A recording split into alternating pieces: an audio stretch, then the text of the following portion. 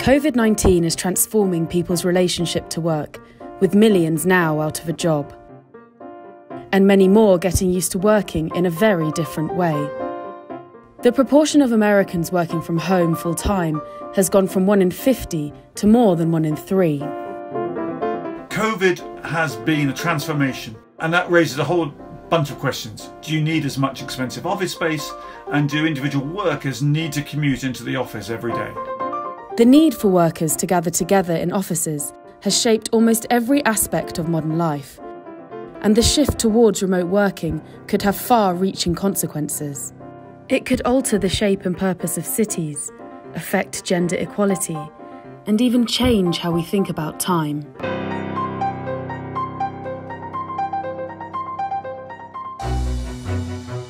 The modern office emerged along with the Industrial Revolution, when people migrated to cities in search of work.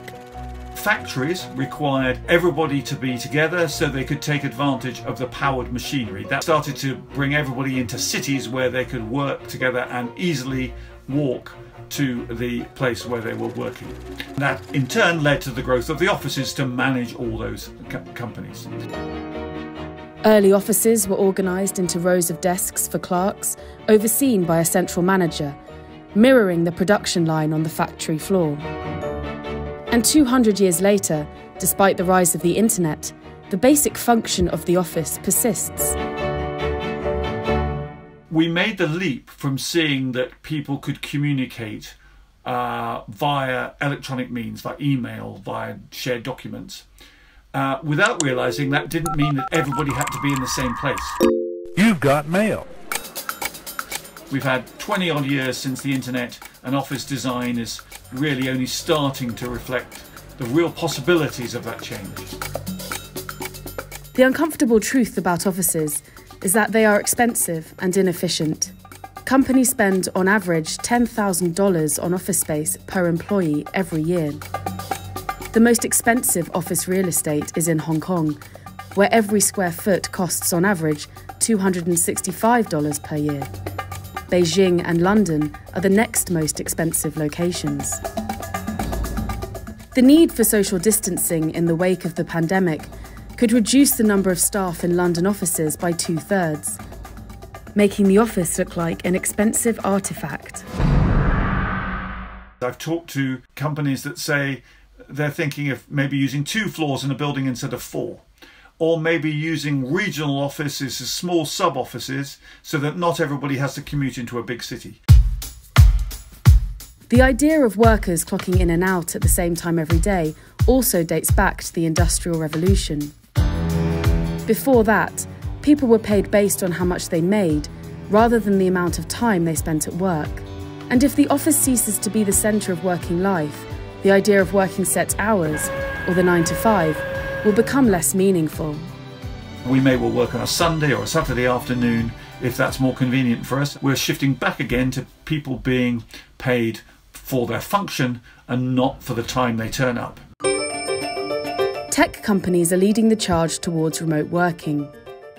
Twitter has already said its staff need never come back to the office if they don't want to. And Facebook says half its staff could be working remotely in a decade. These types of high-skill, highly paid roles have a disproportionate impact on the economy. They are known as knowledge jobs, and where they are physically located is important, as they support entire ecosystems of other jobs around them. For every knowledge job, there are 5 other jobs that are dependent on that job. Some of these are very highly skilled, like lawyers and doctors, but most of them are lower skilled jobs like baristas, yoga instructors, and other sort of urban services. Once you add up the spillovers that they contribute, the majority of Americans are employed in a way that means that they're dependent on knowledge jobs. Although it's impossible to know exactly how many other roles are supported by these so-called knowledge jobs, if they were to become remote positions, it would have a profound impact on the jobs they support in the wider economy. But this isn't a one-way street. Knowledge jobs are such powerful drivers of the economy because they are usually based in cities. The reason that knowledge jobs tend to be located in cities is because they depend very heavily on these agglomeration effects. So when you put lots of people very closely together, they become much, much more productive. So Americans living in agglomerations with more than 1 million people are more than 50% more productive than ones living in metros with smaller populations. The question for knowledge workers is whether you can replicate those productivity benefits with a looser relationship to a city or sort of no relationship to a city. Those able to work from home are a privileged minority. And in general, the higher a country's GDP per head, the more people are able to work remotely. In Cambodia, just 11% of jobs can be done from home, compared with 45% in Switzerland or 37% in America.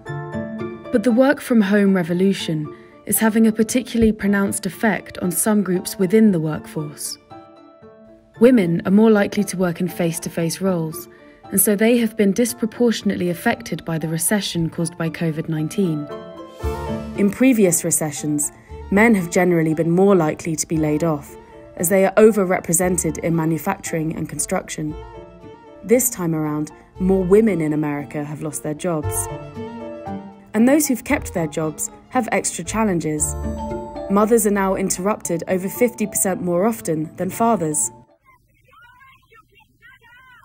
But the normalisation of home working during the pandemic could also have long-term benefits for some female workers. If remote work becomes this way of working that has no stigma attached to it, then I think that requirement that you drop everything and be in the office all the time for these sort of very high-powered careers will sort of slacken slightly. I think that it might be a good thing for women to sort of help them break through. Although offices are sitting empty, corporate leases can run for as long as a decade, and there has not yet been a rush to sell office real estate. So the office, in some form, looks set to survive the pandemic. I'm sceptical when people say, oh, well, we've sort of proved that we can do it from anywhere. I'm like, well, you just try and do it for a year, and we'll see whether you're as productive as you were. The global experiment in remote working has shown there are some things that are hard to foster online, like corporate culture and creativity. And these will be the mainstays of the post-pandemic office. Well, that's about all I've got to say. A darn good job of saying it, too. For younger workers, they make friends and connections and a network where they can get on in life later on. It's very hard to build a kind of esprit de corps in a company for people who haven't met. Offices will be less of a prison cell and more of a collaborative area, more of a games room where you go in to try and shoot the breeze with your colleagues and come up with something different. It may feel like the pandemic has revolutionised working life, but in some ways, it has simply come full circle. Before the Industrial Revolution, there was no working week, no 9 to 5, or fixed workplace for many people. And thanks to COVID-19, this may be closer to the way things will look when the world emerges from lockdown. I'm Philip Coggan. I'm the Bartleby columnist at The Economist, covering management and work. If you'd like to read more about COVID-19 and its effect on working life, click the link opposite.